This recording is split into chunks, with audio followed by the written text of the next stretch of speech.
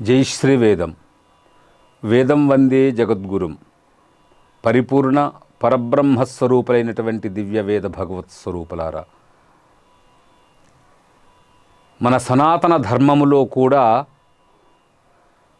ఉన్నది ఒకటే సత్యం, ఒకే దైవం, ఒకే దేవుడు. తనకు సంబంధించినటువంటి దివ్య జ్ఞానం కూడా ఒక్కటే, అదే వేదం. వేదమే మన దైవము. మన సనాతన ధర్మానికి, పవిత్రమైన భారతదేశానికి, మన హిందూ ధర్మానికి దైవ గ్రంథం ఏది అంటే అదే వేదం.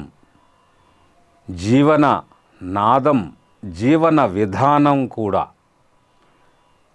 కాబట్టి వేదము ఒక్కటైనప్పటికి కూడా ముండే మతిర్భిన్న అన్నట్లుగా ప్రతి మనిషిలో బుద్ధి భిన్నంగా ఉంటుంది. కాబట్టి వాళ్ళ ఆలోచనలు కూడా భిన్నంగా ఉంటాయి. కాబట్టి ఈ సమయంలో అనేకమైనటువంటి సమాజములు, అనేకమైనటువంటి ఆశ్రమాలు, అనేకమైన మందిరాలు ఈ విధంగా విభిన్నాలుగా ప్రారంభమయ్యాయి.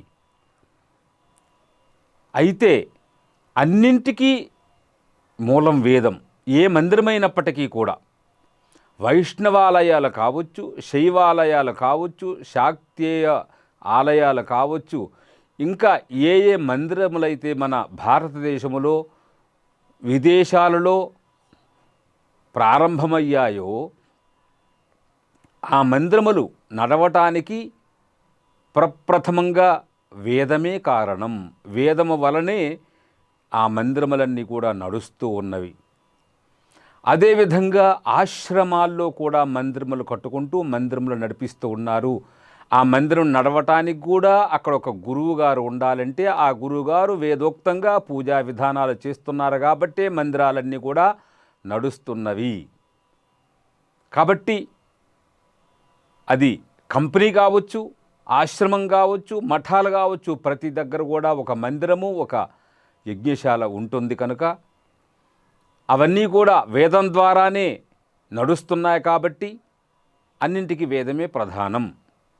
ఒక మందిరములో శివాలయం కావచ్చు, ఒక మందిరంలో విష్ణువాలయం కావచ్చు, ఒక మందిరంలో అయ్యప్ప స్వామి ఆలయం కావచ్చు, ఇంకొక మందిరంలో గణపతి, ఆంజనేయ స్వామి, మహాలక్ష్మి, సరస్వతి, దుర్గా, భవాని, అదేవిధంగా అనేకమైనటువంటి మందిరముల యొక్క నిర్మాణం జరుగుతుంది. అక్కడ దేవత వేరు, ఆ రూపం వేరు అయినప్పటికీ అక్కడున్నటువంటి క్రతువు మాత్రం వేదోక్తమే. ఆ దేవతలలో ఉన్నటువంటి దైవం కూడా ఒక్కటే.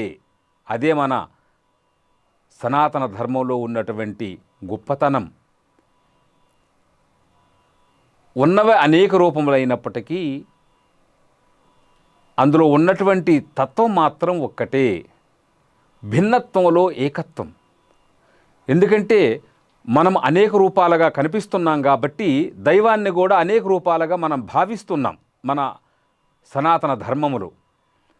కాబట్టి ఆయా రూపాలని ఆయా మనుష్యులు ఆయా విధంగా ఆయా క్రతువుల ద్వారా వాళ్ళు ఉపాసిస్తున్నారు, లాభాన్ని కూడా పొందుతున్నారు. దానివలన వ్యక్తి లాభము, సమాజ లాభం కూడా జరుగుతోంది. అది వేదం వలన మాత్రమే సాధ్యం. ఇంతవరకు అంతా బాగానే ఉంది. కానీ ఆశ్రమాలు భిన్నంగా ఉన్నాయి, మందిరములు భిన్నంగా ఉన్నాయి. వాటిని అనుసరించి అక్కడ ఉన్నటువంటి కమిటీలు కావచ్చు, పెద్దవాళ్ళు కావచ్చు, వాళ్ళందరూ కూడా భిన్నంగా వాళ్ళ యొక్క క్రతువులను ఏర్పాటు చేసుకుంటూ నడిపిస్తూ ఉన్నారు. కానీ ఇబ్బంది ఎక్కడొచ్చింది అంటే, మా మందిరం గొప్పదంటే మా మందిరం గొప్పది, మా ఆశ్రమం గొప్పదంటే మా ఆశ్రమం గొప్పది, మా ధర్మం అంటే మా ధర్మం గొప్పది, మా సమాజం గొప్పది. ఈ విధంగా రాను వైదిక ధర్మం ఎక్కడైతే కొంచెం హ్రాసమయ్యిందో, దెబ్బతిన్నాదో అక్కడ ఈ విభేదాలు ప్రారంభమయ్యాయి. ఈ విభేదాలు ఎప్పుడైతే ప్రారంభమయ్యాయో అది మన సనాతన ధర్మానికి మూలమైనటువంటి వేదానికి కూడా కాస్త ఇబ్బంది కలుగుతుంది. కాబట్టి మనము ఏ విధంగా రాజకీయ నాయకులు ఒకరిని ఒకరు ద్వేషించుకుంటారో, ఏ విధంగా అయితే ఒక కంపెనీ ఇంకొక కంపెనీని ఏ విధంగా విభేదంగా భావిస్తూ ఉంటుందో, అదేవిధంగా ఆశ్రమాలు మరి స్వామీజీలు కూడా, ఏ స్వామీజీ కూడా చిన్నవారు కాదు. వారు ప్రారంభ దశ నుండి కూడా అనేక విధములుగా కష్టపడుతూ, అనేక విధములుగా మన ధర్మం కొరకు, దేశం కొరకు కష్టపడుతూ ఉన్నారు. అందులో చిన్న చిన్న లోపాలు ఉండొచ్చు, అది సహజమే. ప్రతి ఒక్కరికి కూడా ఎవరిని మనం ద్వేషించే అవసరం లేదు. ప్రతి ఒక్కరిలో కూడా ఆ చైతన్యము భాషిస్తూ ఉంది. కాబట్టి మనం ఎవరిని ద్వేషించే అవసరం లేదు. ఎవరి మనోభావాలు వాళ్ళవి, ఎవరి స్వభావం వాళ్ళది, ఎవరి యొక్క సంకల్పం వాళ్ళది. కాబట్టి వారు చెడ్డవారు, వీరు చెడ్డవారు, వారు మంచివారు, వీరు మంచివారని మనం ఎవరికి కూడా ప్రమాణపత్రం ఇవ్వనవసరం లేదు. ప్రతి ఒక్కరూ కూడా గొప్పవారే కనుక ఎవరిని విమర్శించిన అవసరం కూడా లేదు. విమర్శించే అధికారం కూడా ఎవ్వరికీ లేదు. భగవంతుడు ఏ విధంగా స్వతంత్రుడో అదేవిధంగా ప్రపంచంలో పుట్టినటువంటి ప్రతి వ్యక్తి కూడా స్వతంత్రుడే.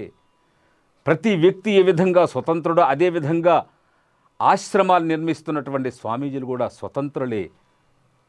ప్రతి దగ్గర కూడా లోపాలు కనిపిస్తుంటాయి, అయినప్పటికీ కూడా మనం వారిని ద్వేషించే అవసరం లేదు. అదే మన వేదం యొక్క విశిష్టత. కాబట్టి ఈ విద్వేషాలు లేకుండా ఉండాలి అంటే ప్రతి ఒక్కరు కూడా వేదాన్ని నేర్చుకోవాలి, వేదాన్ని అనుసరించాలి. మీరు చెప్పింది వేదం కాకూడదు, మీరు వేదమే చెప్పాలి. ప్రతి ఆశ్రమాల్లో, ప్రతి మందిరంలో, ప్రతి ఊర్లో, ప్రతి ఇంట్లో కూడా ఎప్పుడైతే వేదం ప్రారంభమవుతుందో అప్పుడే విద్వేషాలు ఉండవు. మనం గొప్పవారమని చెప్పుకోని అవసరం లేదు, ఇతరులను కించపరచకూడదు.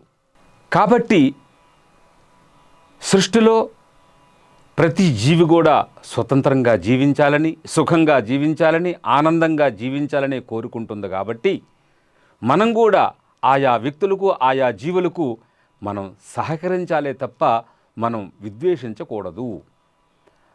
ప్రతి ఒక్కరిలో కూడా ఒక విశిష్టత, వైశిష్ట్యం ఉంటుంది. ఆ వైశిష్ట్యాన్ని గుర్తుపెట్టుకోవాలి తప్ప వారిలో ఉన్నటువంటి దోషాన్ని మనం చూడకూడదు. అది వారికే తెలుసు. కాబట్టి మనం ఆశ్రమాలు వేరైనా, మందిరములు వేరైనా, సమాజములు వేరైనా, అన్నీ అనేక విధములుగా ఉన్నప్పటికీ కూడా ప్రతి ఒక్కరికి వేదం కావాలి. ఎందుకంటే ధర్మగ్రంథం వేదం. భగవంతుడు ఒక్కడే, దైవం ఒక్కటే, దైవ గ్రంథం కూడా, మన ధర్మ గ్రంథం కూడా ఒక్కటే వేదం. కాబట్టి ప్రతి ఒక్కరికి వేదం కావలసిందే. ఆ వేదం చెప్పినట్లుగా నడుచుకుంటే చాలు. ఎవరిని మనం ఏమీ అననవసరం లేదు. అదే వేదం చెప్తుంది, అదే ఒక సిద్ధాంతం. ఓం సంగచ్చధ్వం సంవదధ్వం సంవో మన్నాంసి జానతాం దేవా భాగం యథా పూర్వే సంజానానా ఉపాసతే. వేదం ఒక్కటే చెప్తుంది. ప్రతి వ్యక్తి కూడా పుట్టేటప్పుడు సమానంగానే పుడుతున్నాడు, బ్రతకడం కూడా సమానంగానే బ్రతుకుతున్నాడు, పోయేటప్పుడు కూడా సమానంగానే పోతున్నాడు. కాబట్టి చిన్న పెద్ద ఎవరూ లేరు. మీ దృష్టిలో మీకు ఎవరైనా పెద్దగా అనిపిస్తే వాళ్ళు పెద్దవాళ్ళు, అంతవరకే. వారు పెద్దవాళ్ళు కాదు. మీ దృష్టిలో ఎవరైతే పూజ్యభావంగా ఉన్నారో వాళ్ళు మీకు పూజ్యులు, మీకు గొప్పవారు. వారు చెప్పినట్లుగా మీరు వినడము, నడుచుకోవడం అది ఒక సహజమైన లక్షణం. అంతేగాని వారు చెప్పినట్లుగా నడవాలని ఎవ్వరికి అవసరం లేదు. వేదం చెప్పినట్లుగే నడవాలి. కాబట్టి ప్రతి ఒక్కరికి వేదం కావాలంటున్నాం. సంగచ్చధ్వం, భిన్న భిన్న మతులతో, భిన్న భిన్న ఆశ్రమాలతో, భిన్న భిన్న సమాజాలతో మీరు ఉన్నప్పటికీ మీరు కలిసి వెళ్ళండి. సంగచ్చధ్వం సంవదధ్వం, ఒకే వేదాన్ని ఆశ్రయించండి. ఒకే వేదాన్ని మీరు నేర్చుకొని, అర్థం చేసుకొని నడవండి, నడిపించండి సమాజాన్ని. సంవో మన్నాంసి జానతాం, వారి హృదయములో ఏ భావాలు ఉన్నాయో ఆ భావాలని నీవు అర్థం చేసుకుంటూ ఆ విధంగా కలిసిమెలిసి నడవటానికి మీరు ప్రయత్నం చెయ్యండి. ఇదే విధంగా ఎందుకంటే ఉపమానంగా చెప్తున్నాడు భగవంతుడు. దేవాభాగం యథా పూర్వే. పూర్వ మహర్షులు, పూర్వ పెద్దవాళ్ళందరూ కూడా కలసిమెలసి అర్థం చేసుకుంటూ నడిచారు కాబట్టి భాగం వారి యొక్క దివ్య సంకల్పములను నెరవేర్చుకొని ఈ ప్రపంచంలో ఉన్నత స్థితిని పొంది చివరకు మోక్షస్థానాన్ని పొందున్నారు మన మహర్షులు, మునులు, పెద్దలు, విద్వాంసులు, గురువులు, సత్పురుషులు అందరూ కూడా.